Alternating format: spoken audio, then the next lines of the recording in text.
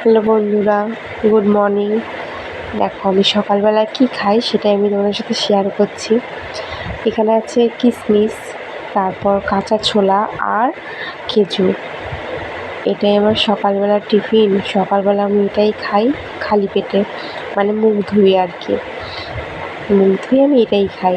আর তারপর আমার কাছে আমার প্রিয়, সবচেয়ে প্রিয় গরম গরম ভাত, ঘি আর আলু সিদ্ধ আর একটা কাঁচা লঙ্কা আর হলো লাউ পাতা বাটা, যেটা আমার খুব ভালো লাগে। কার কার ভালো লাগে জানিও।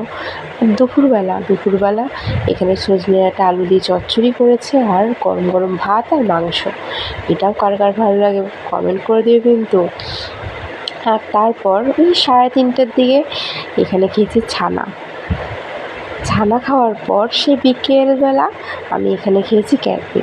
আমার কি ক্যাডবেরি খেতে ইচ্ছে করছিলো, তাই বাবাকে বললাম যে বাবা আমার ক্যাডবেরি খেতে ইচ্ছা করছে, তো বাবা এনে দিয়েছে। ঠিক আছে, তারপর সন্ধ্যাবেলা এখানে চাউমিন, এটা আমি বানিয়েছি। কেমন লাগছে বলো? আমার কি চাউমিন খেতে ইচ্ছে করছিলো, তাই নিজে বানিয়ে খেয়ে নিয়েছি। আর রাত্রিবেলা আমার বর আমাকে ভাত খাইয়ে দিচ্ছিল।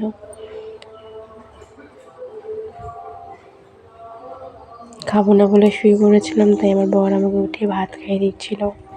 দেখো। আর সেই সাথে সবাইকে জানাই শুভরাত্রি।